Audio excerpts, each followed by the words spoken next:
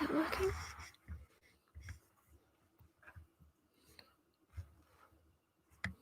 It's not the worst, I suppose. Although...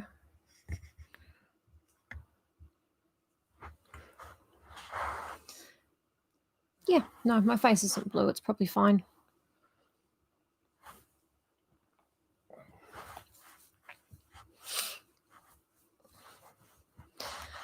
Hello, whoever's here first. I'm trying to work out the lighting and the microphone and where things can go because it is freezing in here and I don't want to get up again. Well, it's not actually freezing in here because... it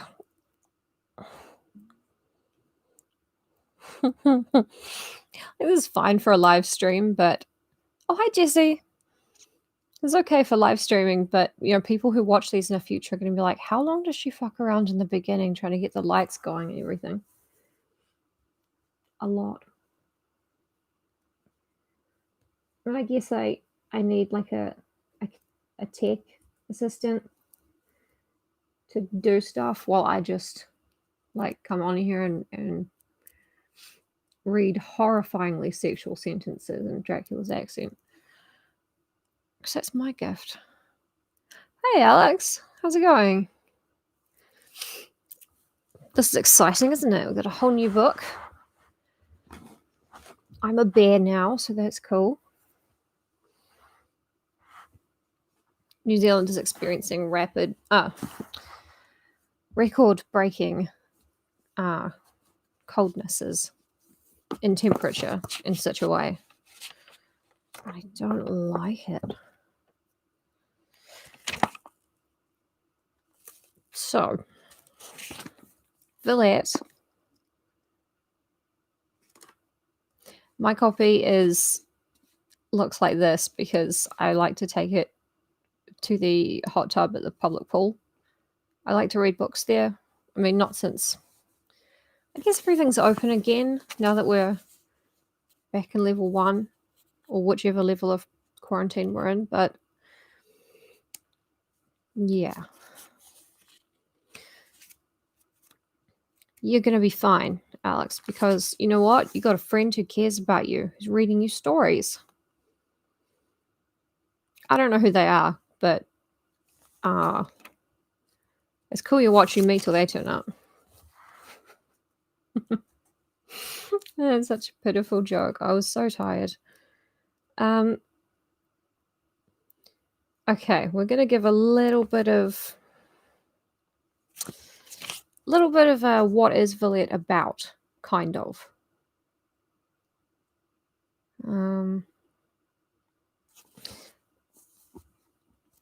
Yeah. I am really hoping that this helps you feel better.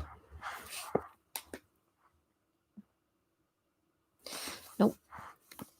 So Villette is the story. It's based on her actual life, Charlotte Bronte. She went overseas to teach English at a girls' school. So did Emily, but she became violently homesick, just completely depressed, and they had to send her home.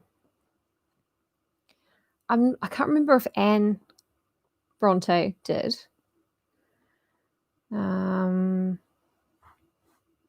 Not sure, but I know Charlotte definitely did. She met a man over there, a professor, about whom she wrote a novel called The Professor, which I actually haven't read. Sorry. But yeah, this is a story kind of based on her experiences, and it's about Brussels. Right. I forgot whichever part of France or Switzerland or Belgium or the Hanseatic League or wherever it is she lives. The town's called Breton, and it is in Brussels. And the woman is called Lucy Snow. And I really like Lucy Snow because she's just like Well, I'm not beautiful. I'm not that bright. I don't really like anyone, and no one really likes me. Well, the world is what it is. And she just sort of goes about her business. It is. She was originally going to be the twin sister of Jon Snow in the George Ronald Rule Martin series, A Song of Some Fire and Ice. And she was going to go teach at a girls' school on the wall. But then the editor was like, there aren't any girls on the wall, so why would they have an entire school? Sometimes other people can catch things in your writing much more easily than you can yourself. So, Lucy Snow. She has no pity for us, for the reader. She's not like, don't worry, dear reader. Everything will be fine with me, your pal, the protagonist. She's just like, buckle up, because this is life, pretty much. And that is why I love Lucy Snow. Now, a couple minutes off 6 o'clock. I just knew that I would have to sort of find my place and give a brief overview.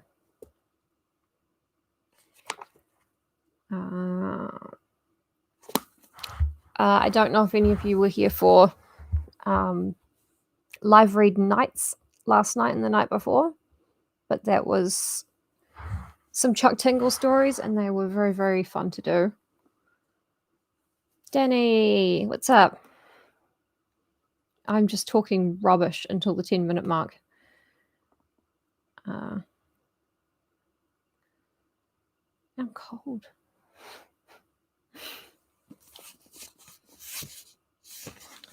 But yeah, I quite like the cover.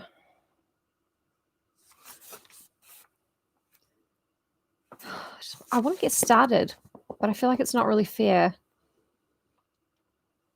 I don't have as much to say because I've got nothing to recap. Oh, how I feel about the 3 Bronte sisters, maybe. Yeah, okay. Charlotte, I like. Probably wouldn't have liked her as a person, but I like Jane Eyre. I like Villette. I think I read another. Did I read Shirley? Oh, I read something. Emily Bronte, obviously, is my favorite. Wuthering Heights is just a big, extra crazy ball of. It's just a storm in a book, and I like it.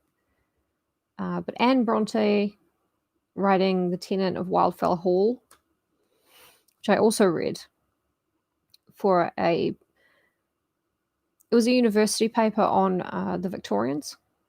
So I had a bunch of, primary, secondary sources, and then also some novels. So we read some of them, and yeah, Anne Bronte's work is a little bit nice. It's a bit, Christian, and yeah, it doesn't click with me, really. She was probably the nicest of them, but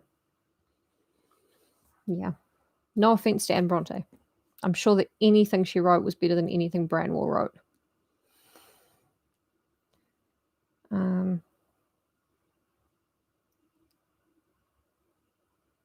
Yeah, we're 9 minutes in. Fuck it, 9 minutes is good enough.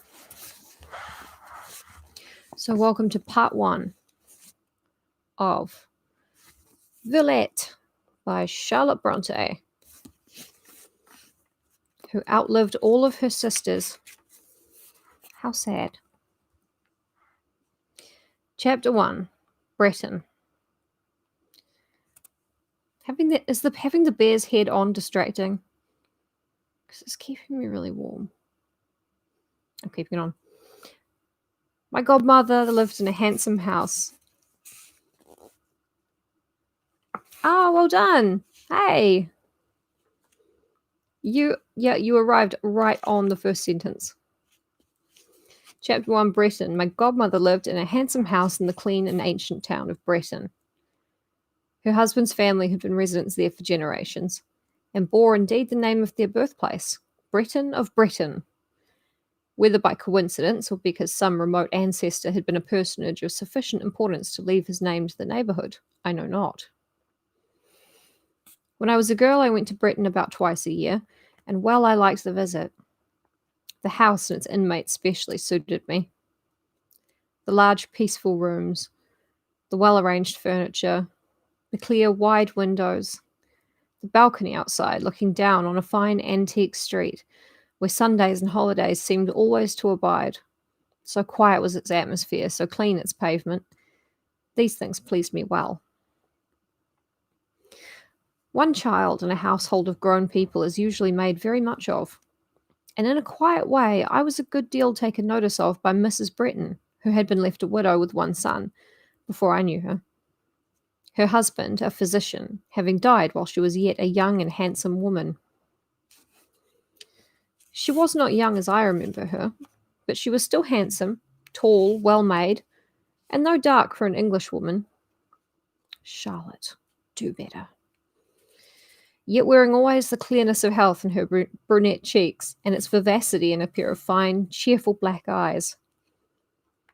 People esteemed it a grievous pity that she had not conferred her complexion on her son, whose eyes were blue, though even in boyhood very piercing, and the colour of his long hair such as friends did not venture to specify, except as the sun shone it, when they called it golden. Is he a ginger? Is that why they won't say? Or is it because it's indeterminate? He inherited the lines of his mother's features, however, also her good teeth, her stature, or the promise of her stature, for he was not yet full grown, and what was better, her health without flaw, and her spirits of that tone and equality which are better than a fortune to the possessor. Oh, God, I thought somebody was sick next door, but they're just playing music. In the autumn of that year, I was staying at Breton, my godmother having come in person to claim me of the kinsfolk with whom was at that time fixed my permanent residence. I believe she then plainly saw events coming, whose very shadow I scarce guessed, yet of which the faint suspicion sufficed to impart unsettled sadness, and made me glad to change scene in society. Time always flowed smoothly for me at my godmother's side, not with tumultuous swiftness, but blandly, like the gliding of a full river through a plain. My visits to her resembled the sojourn of Christian and Hopeful beside a certain pleasant stream, with green lilies on each bank, and meadows beautified with lilies all the year round. It's a reference to Pilgrim's Progress, I think. There's a footnote, but I'm not going to be looking at them. Unless I can't translate things. The charm of variety there was not, nor the excitement of incident, but I liked peace so well, and sought stimulus so little, that when the latter came I almost felt it a disturbance, and wished rather it had still held aloof. One day a letter was received, of which the contents evidently caused Mrs. Breton surprise and some concern. I thought at first it was from home, and trembled, expecting I knew not what disastrous communication. To me, however, no reference was made, and the cloud seemed to pass. The next day, on my return from a long walk, I found as I entered my bedroom an unexpected change. In addition to my own French bed in its shady recess, appeared in a corner a small crib draped with white, and in addition to my mahogany chest of drawers, I saw a tiny rosewood chest.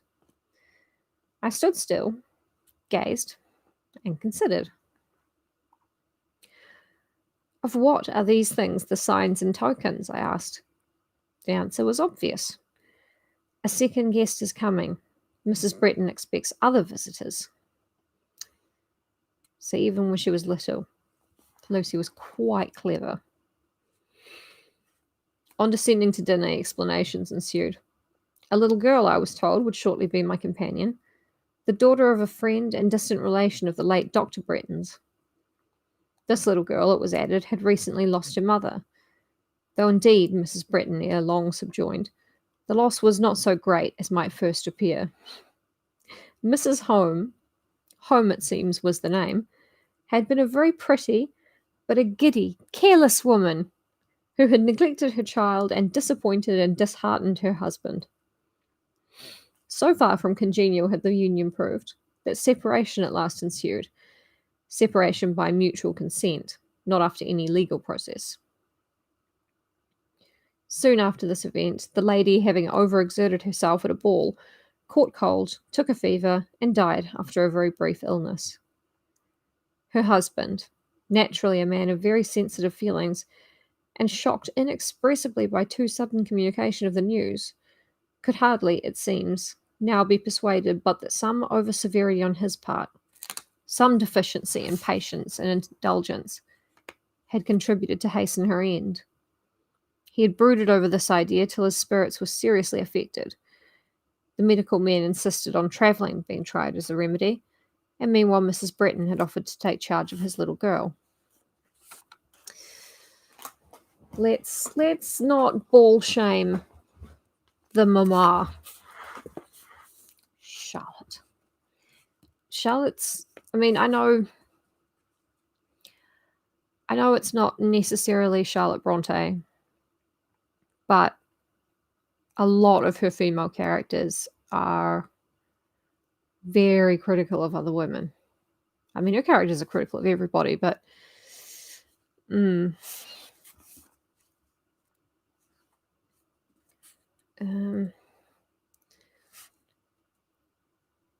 and I hope, added my godmother in conclusion, the child will not be like her mamma, as silly and frivolous a little flirt as ever sensible man was weak enough to marry. For, said she, Mr. Home is a sensible man in his way, though not very practical. He is fond of science and lives half his life in a laboratory trying experiments, a thing his butterfly wife could neither comprehend nor endure. And indeed, confessed my godmother, I should not have liked it myself. In answer to a question of mine, she further informed me that her late husband used to say Mr. Home had derived this scientific term from a maternal uncle, a French savant. He came, it seems, of mixed French and Scottish origin, and had connections now living in France, of whom more than one wrote de before his name, and called himself noble. So I'm just checking the year this was published again so I can... I just need to have a sense of the time, like the exact time.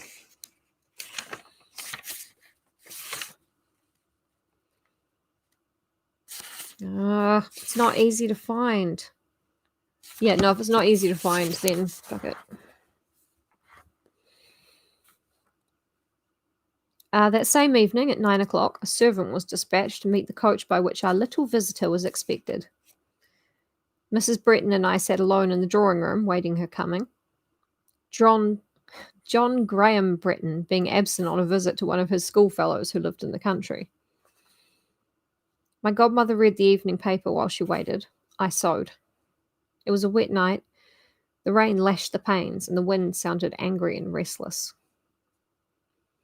Poor child, said Mrs. Bretton from time to time. What weather for her journey. I wish she was safe here. A little before 10, the doorbell announced Warren's return. No sooner was the door opened than I ran down the hall. There lay a trunk and some bandboxes. Beside them stood a person like a nurse girl, and at the foot of the stair was Warren with a shawled bundle in his arms. Is it normal to loan people your baby for a while? Is that the child? I asked. Yes, miss. I would have opened the shawl and tried to get a peep at the face, but it was hastily turned from me to Warren's shoulder. Put me down, please, said a small voice. I'm sorry, I really enjoyed doing the funny voices and the tingle mingle. I'm not going to do it. Put me down, please, said a small voice when Warren opened the drawing room door. And take off this shawl, continued the speaker, extracting with its minute hand the pin, and with a sort of fastidious haste, doffing the clumsy wrapping. The creature which now appeared made a deft attempt to fold the shawl, but the drapery was much too heavy and large to be sustained or wielded by those hands and arms. Give it to Harriet, please, was then the direction, and she can put it away. I'm picturing a little, like, human adult, like a little homunculus, like a girl Ben Shapiro, right? This said, it turned and fixed its eyes on Mrs. Breton. "Come here, little dear," said that lady. "Come and let me see if you are cold and damp. Come and let me warm you at the fire." The child advanced promptly.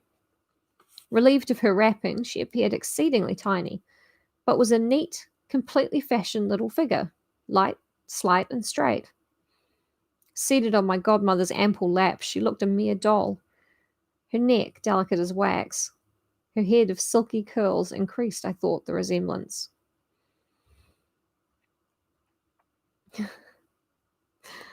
Mrs. Breton talked in little fond phrases as she chafed the child's hands, arms, and feet. First she was considered with a wistful gaze, but soon a smile answered her. Mrs. Breton was not generally a caressing woman. Even with her deeply cherished son, her manner was rarely sentimental, often the reverse. But when this small stranger smiled at her, she kissed it, asking, "What is my little one's name?" "Missy." "But besides Missy?" "Polly, Papa calls her." "Will Polly be content to live with me?" "Not always. Not but till Papa comes home. Papa is gone away." She shook her head expressively. I'm not doing a child's voice, I'm doing a voice that I think is funny.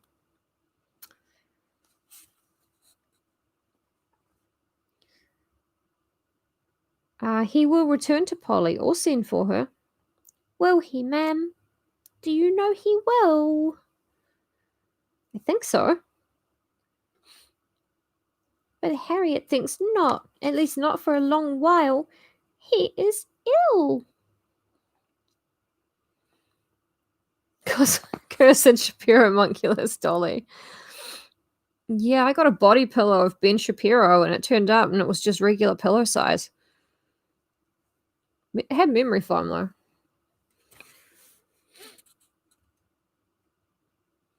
Her eyes filled. She drew her hand from Mrs. Breton's and made a movement to leave her lap.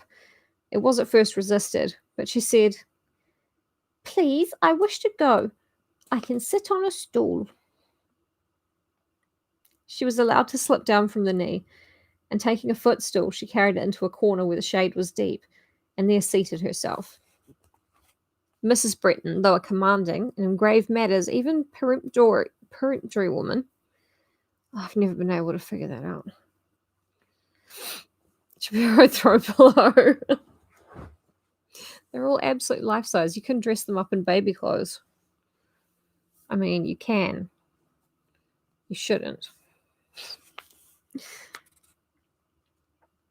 Was often passive in trifles. She allowed the child her way. Mrs. Breton, that is. She said to me, "Take no notice at present." But I did take notice. I watched Polly rest her small elbow on her small knee, her head on her hand.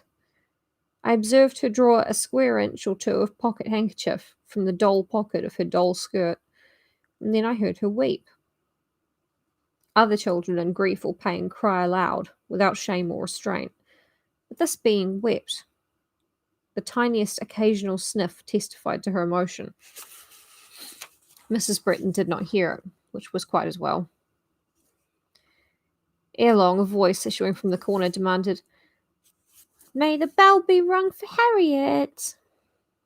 I have no respect for Polly, by the way. I don't dislike her, I just have no use for her. I rang. The nurse was summoned and came. "Harriet, I must be put to bed," said her little mistress. "You must ask where my bed is." Harriet signified that she had already made that inquiry. "Ask if you sleep with me, Harriet." "No, missy," said the nurse. "You are to share this young lady's room," designating me. And if you've been paying attention, Lucy hasn't introduced herself to us yet. She's just a young girl at this point. She's got no name. Missy did not leave her seat, but I saw her eyes seek me. After some minutes' silent scrutiny, she emerged from her corner. I wish you, ma'am, good night, said she to Mrs. Bretton, but she passed me mute. Good night, Polly, I said. No need to say good night, since we sleep in the same chamber, was the reply with which she vanished from the drawing room. We heard Harriet propose to carry her upstairs. No need, was again her answer. No need, no need, and her small step toiled wearily up the staircase. Ugh. I'm picturing her as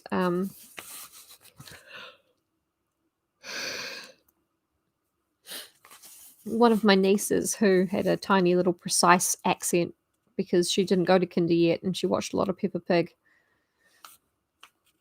She just sounds like everyone else now, like any New Zealander. On going to bed an hour afterwards, I found her still wide awake. She had arranged her pillow so as to support her little person in a sitting posture. Her hands, placed one within the other, rested quietly on the sheet, with an old-fashioned calm most unchildlike. I abstained from speaking to her for some time, but just before extinguishing the light, I recommended her to lie down. By and by, was the answer. But you will take cold, Missy. She took some tiny article of raiment from the chair at her crib side, and with it covered her shoulders. I suffered her to do as she pleased. Listening a while in the darkness, I was aware that she still wept under restraint, quietly and cautiously. Yeah, I am too. I'm imagining either a little ventriloquist dummy or that Villette takes place in the universe of Interview with the Vampire. And I think that would make sense.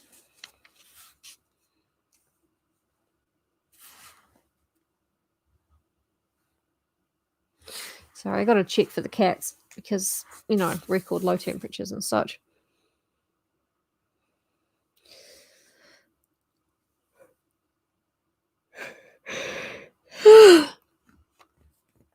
Please forgive me, everyone.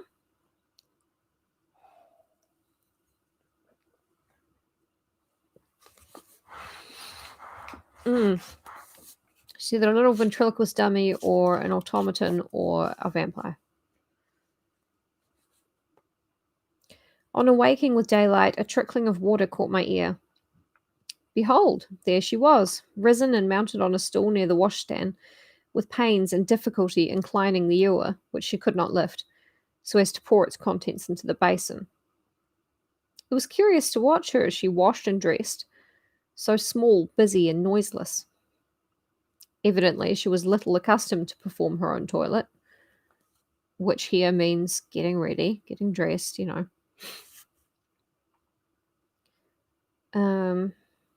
And the buttons, strings, hooks, and eyes offered difficulties which she encountered with a perseverance good to witness. She folded her nightdress. She smoothed the drapery of her couch quite neatly. Withdrawing into a corner, where the sweep of the white curtain concealed her, she became still. I half rose and advanced my head to see how she was occupied. On her knees, with her forehead bent on her hands, I perceived that she was praying. Pan and Scan, welcome.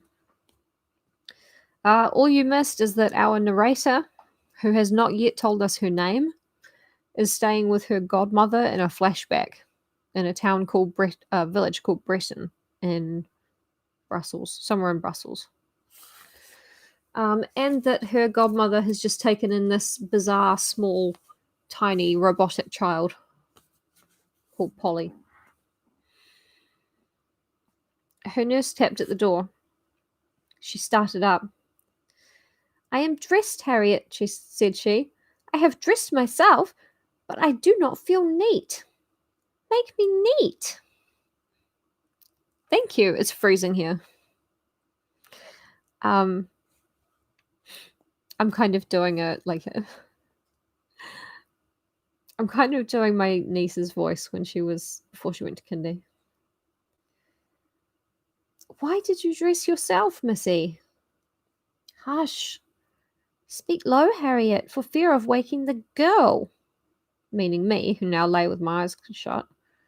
I dressed myself to learn, against the time you leave me.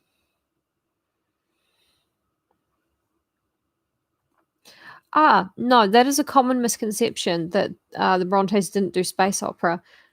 Individually, Branwell, Charlotte, Emily, and Anne were mostly into novels and poems, but when they all combined to be the arms, legs, and head of a mighty author, the Bronte 5000 almost exclusively wrote space operas.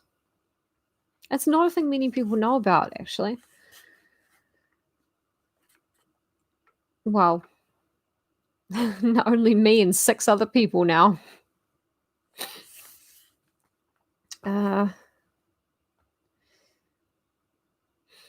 dressed myself to learn against the time you leave me.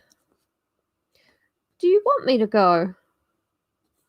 When you are cross, I have many a time wanted you to go, but not now. Tie my sash straight. Make my hair smooth, please. Your sash is straight enough. What a particular little body you are. It must be tied again. Please to tie it. There then. When I'm gone, you must get that young lady to dress you. On no account. Oh, you will learn this and many more when I open up my online university. It's a reaction against the hidebound traditions of white male academia.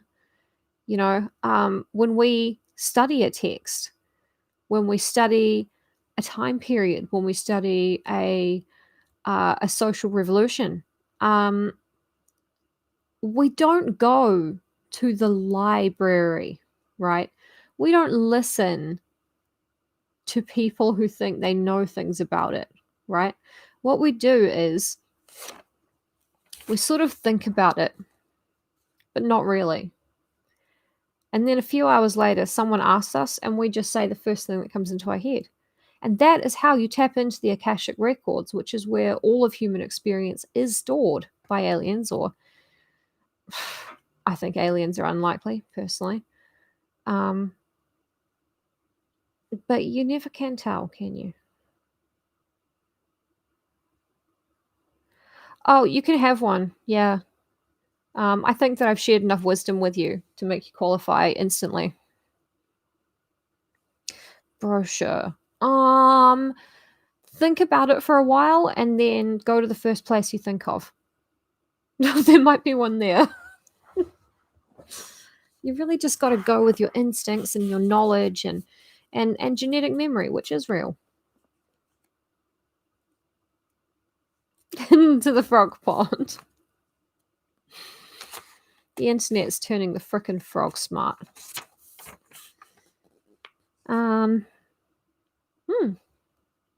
Yeah, you can be a doctor of anything you like. Medicine, surgery, sciences. Anyway. When I'm gone, you must get that young lady to dress you. On no account. Why, she is a very nice young lady. I hope you mean to behave prettily to her, missy, and not show your airs. She shall dress me on no account. Comical little thing. You are not passing the comb straight through my hair, Harriet. The line will be crooked. You are ill to please. Does that suit? Pretty well. Where should I go now that I am dressed? I will take you into the breakfast room. Come then. They proceeded to the door. She stopped. Oh, Harriet, I wish this was Papa's house. I don't know these people. Be a good child, missy. I am good, but I ache here, putting her hand to her heart and moaning while she reiterated, Papa, Papa. My heart's breaking for this basic baby. I roused myself and started up to check this scene while it was yet within bounds. "Say good morning to the young lady," dictated Harriet. She said, "Good morning," and then followed her nurse from the room. Harriet temporarily left that same day to go to her own friends who lived in the neighborhood. On descending, I found Paulina, the child called herself Polly, but her full name was Paulina Mary, seated at the breakfast table by Mrs. Bretton's side. A mug of milk stood before her, a morsel of bread filled her hand, which lay passive on the tablecloth. She was not eating. "How we shall conciliate this little creature," said Mrs. Bretton to me, "I don't know. She tastes nothing, and by her looks she has not slept." I expressed my confidence in the effects of time and kindness. "If she were to take a fancy to anybody in the house, she would soon settle. But not till then," replied Mrs. Bretton. That's the end of chapter 1. But we're only 36 minutes in, so it should probably be a 2-chapterer. Or perhaps it should not be. Is she a Muppet? Good question. Maybe she doesn't eat. She doesn't sleep. Yeah. God, I hate the way Cookie Monster eats cookies. I love the enthusiasm, but I hate the waste.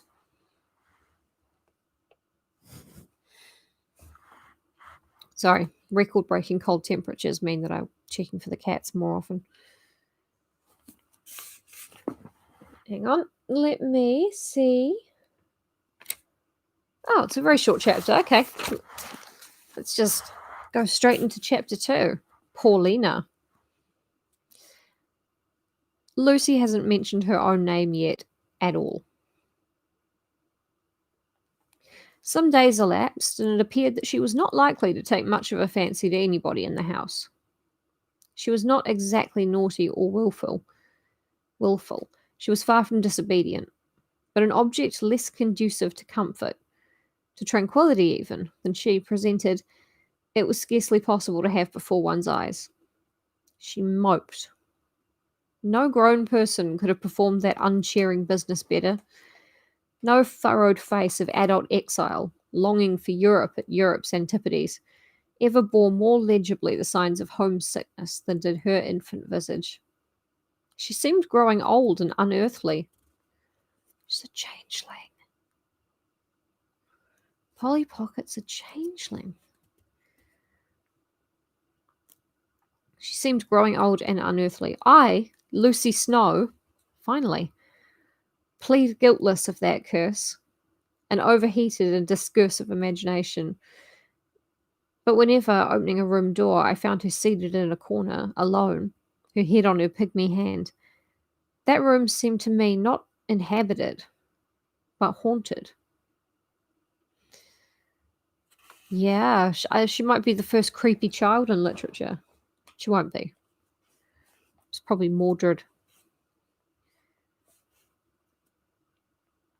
And again, when of moonlight nights on waking, I beheld her figure, white and conspicuous in its nightdress, kneeling upright in bed and praying like some Catholic or Methodist enthusiast, some precocious fanatic or untimely saint. I scarcely know what thoughts I had, but they ran risk of being hardly more rational and healthy than that child's mind must have been. Lucy is already being very catty to this small child who's afraid that both her parents are going to die. It's just like, oh, she even prays too much. It's so annoying. This kid sucks. I seldom caught a word of her prayers, for they were whispered low. Sometimes, indeed, they were not whispered at all, but put up unuttered. And such rare sentences as reached my ear still bore the burden. "Papa, my dear papa." This, I perceived, was a one ideal nature, betraying that monomaniac tendency I have ever thought the most unfortunate with which man or woman can be cursed. She's sad about her papa. She doesn't have a mental illness. What might have been the end of this fretting had it continued unchecked can only be conjectured. It received, however, a sudden turn.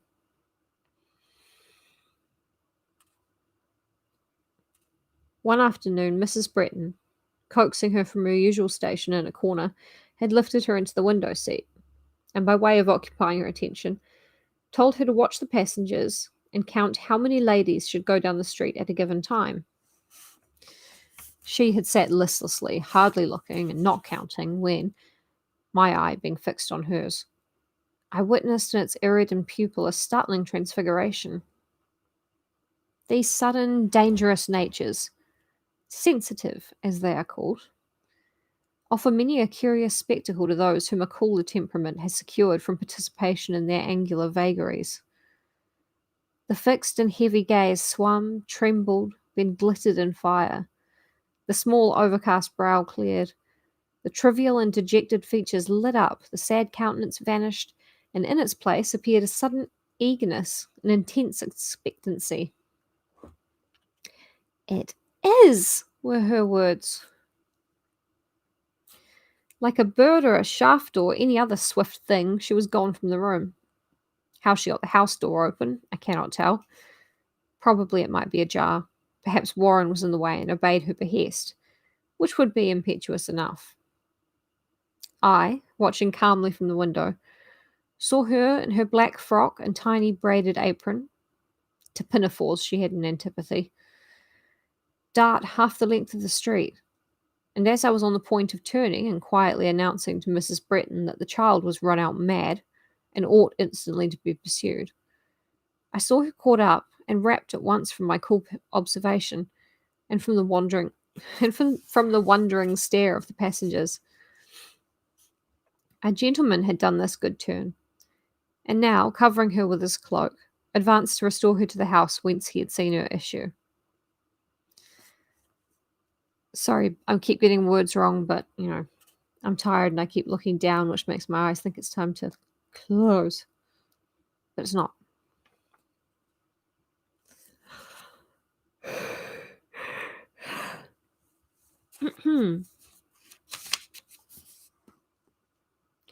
I concluded he would leave her in a servant's charge and withdraw, but he entered. Having tarried a little while below, he came upstairs. His reception immediately explained that he was known to Mrs. Bretton. She recognized him, she greeted him, and yet she was fluttered, surprised, and taken unawares. Her look and manner were even expostulatory, and in reply to these, rather than her words, he said, "Hi, no, I decided to, thank you. I decided to start at 6 because I was pretty tired." So we're into chapter 2. Where Lucy Snow is telling us about her childhood and how she was a child and there was an even younger child staying with, I guess she was both their godmother, in Breton, which I think is... Oh, I know, I want to hibernate. Also, before I forget, best part of this thing, you get big old paws. You can get your paws and they can keep your arms warm. You can use them to stroke cats and stuff. Becoming a bear.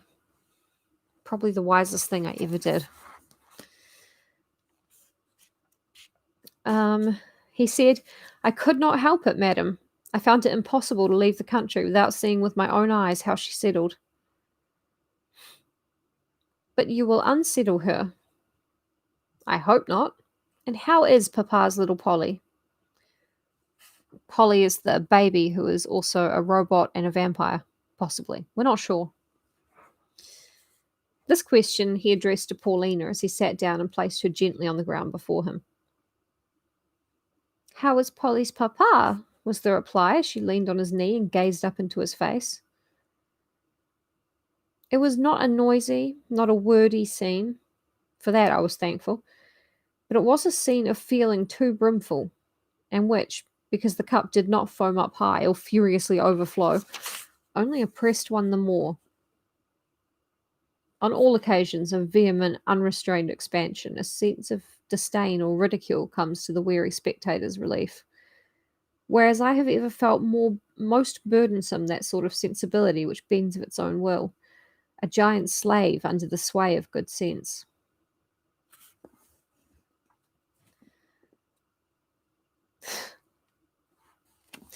No, it's 1,000% fake because I heard that it's worse for the environment. Ha ha ha ha.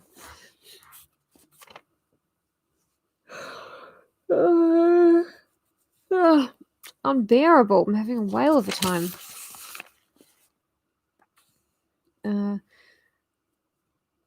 Mr. Home was a stern-featured, perhaps I should rather say a hard-featured man. His forehead was knotty and his cheekbones were marked and prominent. The character of his face was quite Scotch, but there was feeling in his eye and emotion in his now agitated countenance. His northern accent in speaking harmonized with his physiognomy. He was at once proud-looking and homely-looking. Charlotte Bronte loved the Scots, I guess.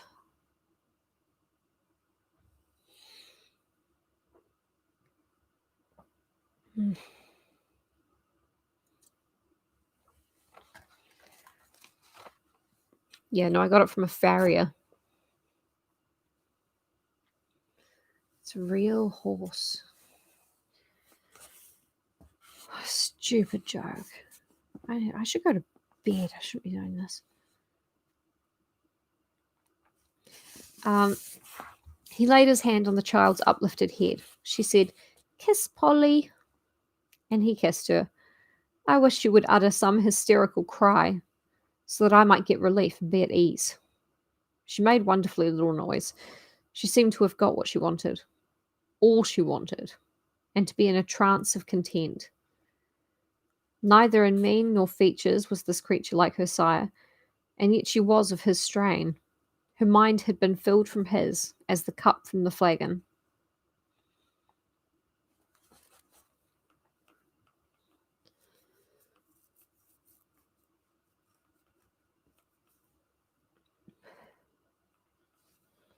Yeah, my mum's side of the family all have names starting with Mick, apart from, a couple of people who are like Donaldson. Yes, darling. Come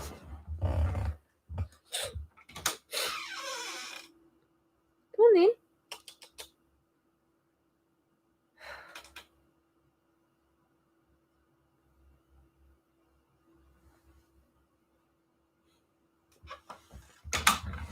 Nope.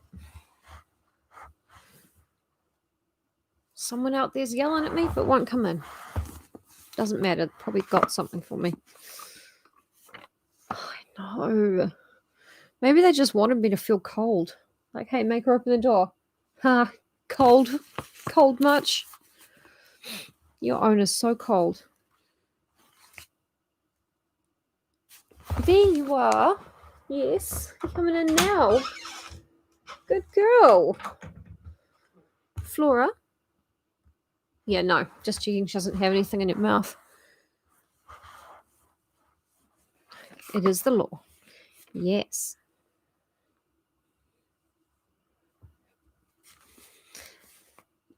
I know it's silly to wear a thing with like ears on it so you look like a bear, but I think the ears are cool. I think bears are amazing. I think bears are humans. Humans are bears. No, probably not.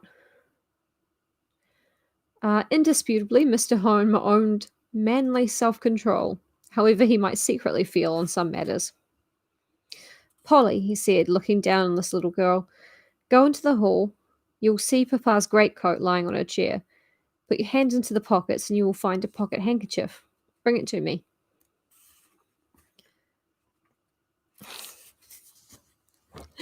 It it is cute. And it's nice. I think it was like $15. I bought it a few years ago. Oh, yeah. I don't think I can become one of those bears either. Because I'm not one where my heart is. Shame. She obeyed, went and returned deftly and nimbly. He was talking to Mrs. Bretton when she came back, and she waited with the handkerchief in her hand. It was a picture in its way to see her, with her tiny stature and trim, neat shape, standing at his knee. Seeing that he continued to talk, apparently unconscious of her return, she took his hand, opened the unresisting fingers, insinuated into them the handkerchief, and closed them upon it one by one. He still seemed not to see or feel her, but by and by he lifted her to his knee. She rested against him, and she nestled against him, and though neither looked at or spoke to the other for an hour following, I suppose both were satisfied. That's true. Yes, I read something in a book Evelyn lent me, can't remember what it is, that when you're really anxious about a scenario, you should go in wearing like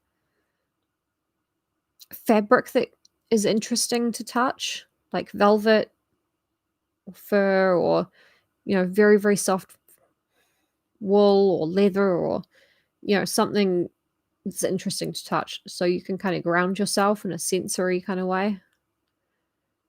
Totally works.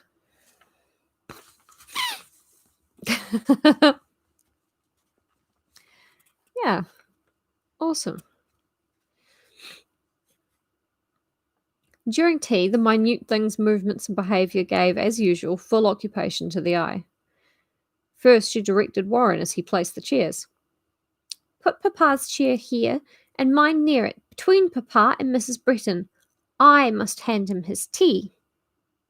She took her own seat and beckoned with her hand to her father. Be near me, as if we were at home, Papa.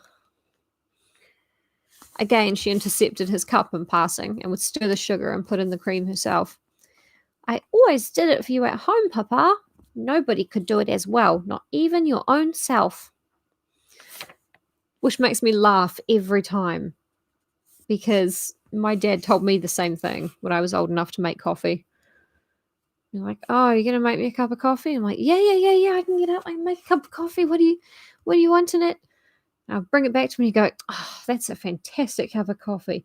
You're better than I am at making that now. You make those better than I can. And I was just like, yes. I did not suspect foul play at all. Oh, yeah.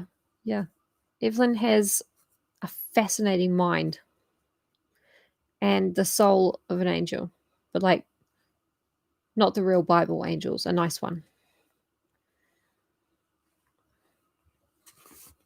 Yeah, and that advice really works. I have used it many times. Not the advice to tell a child that they make a cup of coffee better than you do so that they will make more cups of coffee for you. Although I do plan to use that on my own children if I ever have them. But the advice to wear, clothes with interesting fabrics. Can't remember what book it was. Doesn't matter. Throughout the meal, she continued her attentions. Rather absurd they were. The sugar tongs were too wide for one of her hands, and she had to use both in wielding them. The weight of the silver cream ewer, the bread and butter plates, the very cup and saucer tasked her insufficient strength and dexterity. But she would lift this, hand that, and luckily contrive through it all to break nothing. Candidly speaking, I thought her a little busybody. But her father, blind like other parents, seemed perfectly content to let her wait on him, and even wonderfully soothed by her offices. She is my comfort, he could not help saying to Mrs. Bretton. That lady had her own comfort and nonpareil on a much larger scale, and for the moment absent, So she sympathized with his foible. It's, well, I mean, yeah, you are. And you're beautiful that way, I told you. Never, never try to cover up your hundreds of spinning eyes. They're what make you, you. And yes, the other kids are jealous. Or scared. Or both. I like how Lucy is a child at this point, and she's looking at this other child, wanting to impress her dad and bring him a cup of tea and do everything herself for him. She's just like, this is so fucking embarrassing. Like, I'm embarrassed for her. I'm embarrassed for him. I'm embarrassed for me for even seeing it happen. I said, be not afraid. Hey, Nick. Oh, yeah, no, Kathy's one of those destroying angels, I think.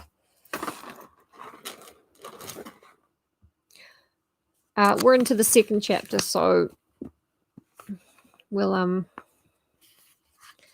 that'll be easy to listen to it again. I'm not doing it, though. The second comfort came on the stage in the course of the evening. I knew this day had been fixed for his return and was aware that Mrs. Bretton had been expecting him all through its hours. We were seated round the fire after tea when Graham joined our circle.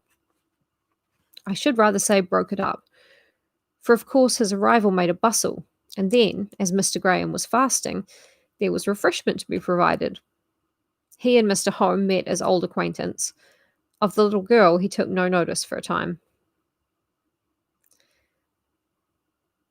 His meal over and numerous questions from his mother answered, he turned from the table to the hearth. This is Mrs. Bretton, the woman who owns this house and is Lucy's godmother. This is her teenage son, John Graham Bretton. She must not be vexed. Fucking Graham strikes again.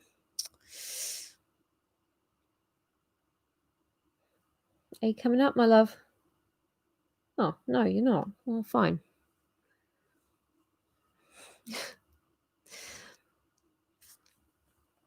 Opposite where he had placed himself was seated Mr. Home, and at his elbow the child.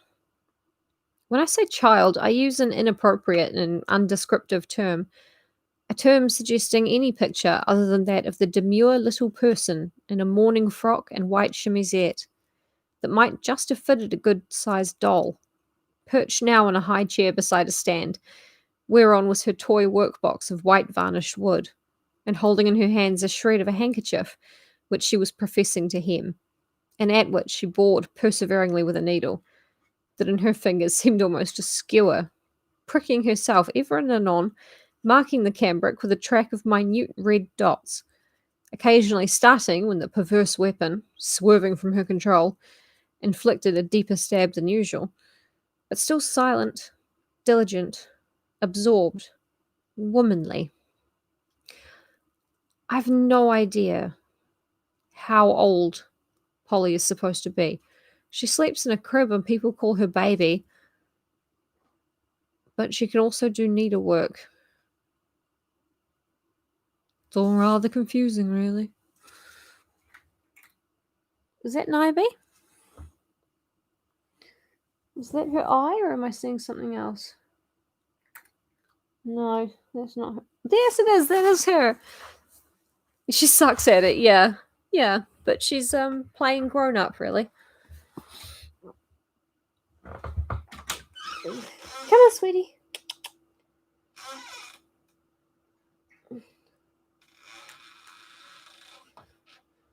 Move your tail. Niobe, move your tail. There we go. It's all in the mind, you know. It's all rather confusing, really.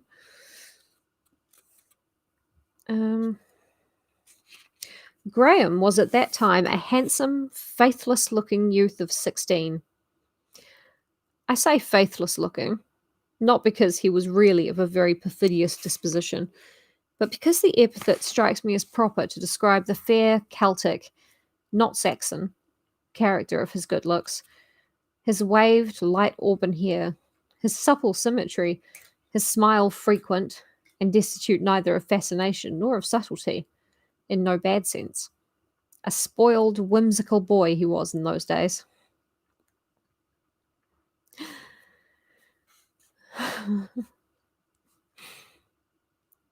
Oh my goodness. Oh my. Mother, he said, after eyeing the little figure before him in silence for some time, and when the temporary absence of Mr. Home from the room relieved him from the half-laughing bashfulness, which was all he knew of timidity. Mother, I see a young lady in the present society to whom I have not been introduced. Just bathe it in Dettol for a week, and you'll be good, Nick. It's fine. It'll clear right up. Mr. Holmes' little girl, I suppose you mean, said his mother. Indeed, ma'am, replied her son. I consider your expression of the least ceremonious. Miss Home, I should certainly have said, in venturing to speak of the gentlewoman to whom I allude. Now, Graham, I will not have that child teased. Don't flatter yourself that I shall suffer you to make her your butt. And I know it means the butt of his jokes, but I've been reading so much Chuck Tingle. Miss Home, pursued Graham, undeterred by his mother's remonstrance, might I have the honour to introduce myself, since no one else seems willing to render you and me that service? Your slave, John Graham Bretton. She looked at him. He rose and bowed quite gravely. She deliberately put down thimble, scissors, work, descended with precaution from her perch, and curtsying with unspeakable seriousness said, How do you do?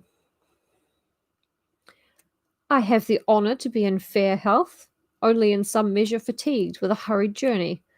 I hope, ma'am, I see you well. Tolerably well, was the ambitious reply of the little woman. She now essayed to regain her former elevation, but finding this could not be done without some climbing and straining, a sacrifice of decorum not to be thought of, and being utterly disdainful of aid in the presence of a strange young gentleman, she relinquished the high chair for a low stool. Towards that low stool Graham drew in his chair. I hope, ma'am, the present residence, my mother's house, appears to you a convenient place of abode? Hi, Josh. Hi. It's, hasn't really got going yet, apart from Lucy Snow being a real mean and catty about everyone she can see, which is funny. Not particularly. I want to go home. A natural and laudable desire, ma'am, but one which, notwithstanding, I shall do my best to oppose. I reckon on being able to get out of you a little of that precious commodity called amusement, which Mamma and Mistress Snow there fail to yield me. I shall have to go with Papa soon.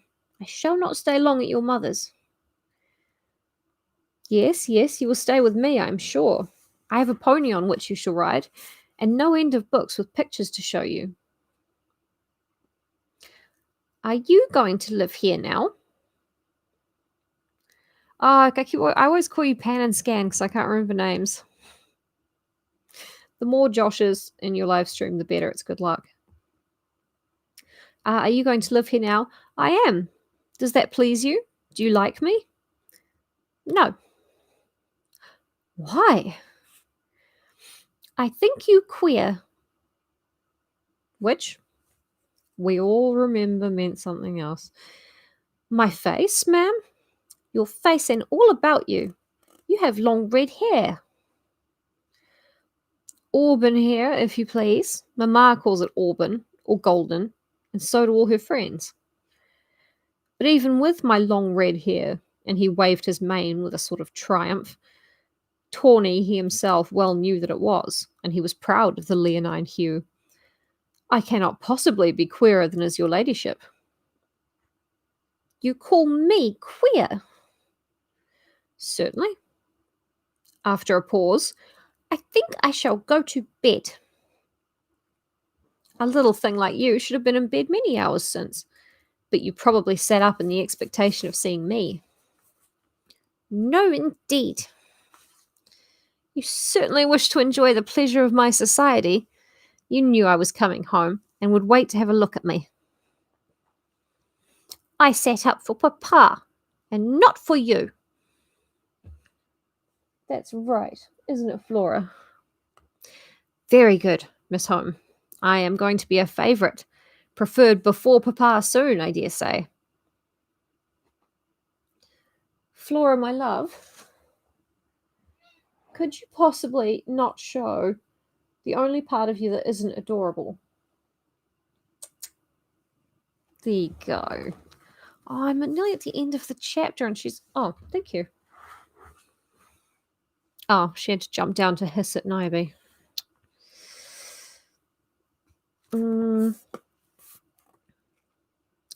She wished Mrs. Breton and myself good night. She seemed hesitating whether Graham's deserts entitled him to the same attention, when he caught her up with one hand, and with that one hand held her poised aloft above his head. She saw herself thus lifted up on high in the glass over the fireplace. The suddenness, the freedom, the disrespect of the action were too much. "For shame, Mr. Graham!" was her indignant cry. "Put me down!" And when again on her feet, "I wonder what you would think of me if I were to treat you in that way, lifting you with my hand," raising that mighty member, "as Warren lifts the little cat." So saying, she departed. Oh, she would have put me to sleep instantly. She would have just snuggled in on the fur hood. We both would have passed out. You could have watched me sleep like live. But yeah, those are the first two chapters. And teenage boys are such dicks. It's just teasing Polly. Oh, what's this?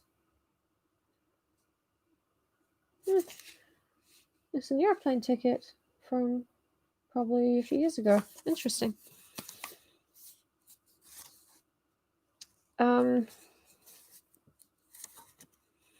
Yeah. He's just being a dick to Polly because he's trying to make her laugh by messing with her, I think. And she's just like, "Do you not understand that I'm a very dignified baby? I am somewhere between 0 and 6 years old, and I like to act like a tiny adult." Then again, that's actually the same thing I do with Ben Shapiro, so maybe I do understand it. And Lucy's just watching all of this like, none of you like me, and I have never liked any of you. I am not amused. Put me down. To be fair, I would be quite upset if somebody picked me up with one hand. I'd be amazed. Who's Daisy Ashford? I don't know. I don't know everything. Not yet.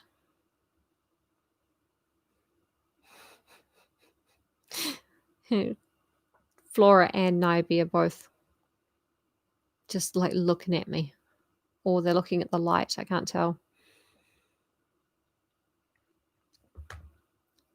Shapiro Malunculus. It's true, ponies aren't baby horses, they're tiny horses. And that child is committing homophobia. Young visitors. Oh, is she like a New Zealand author? Well, yeah, I mean, boys tease girls. That's just how it is.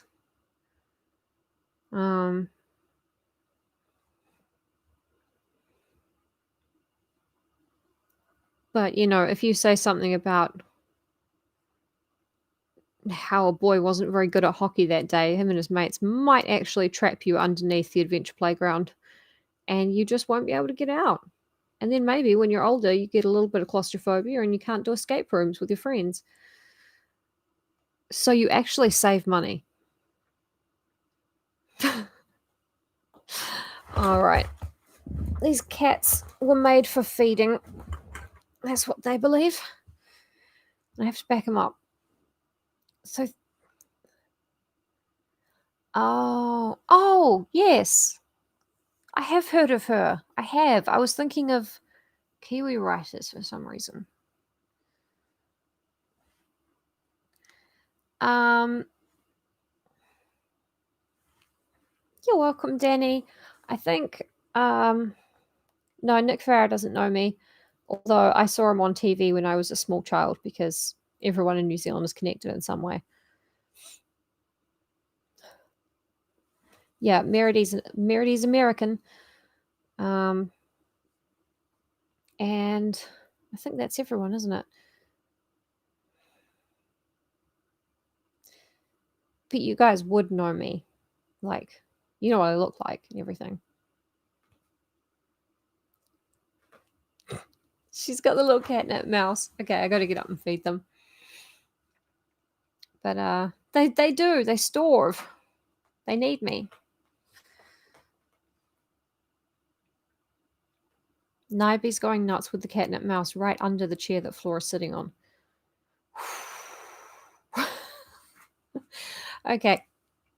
Good night, everyone. Look after each other. Look after yourselves.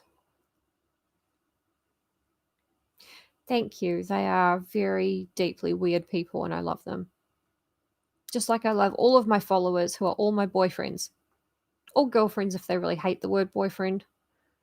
Or my blood riders.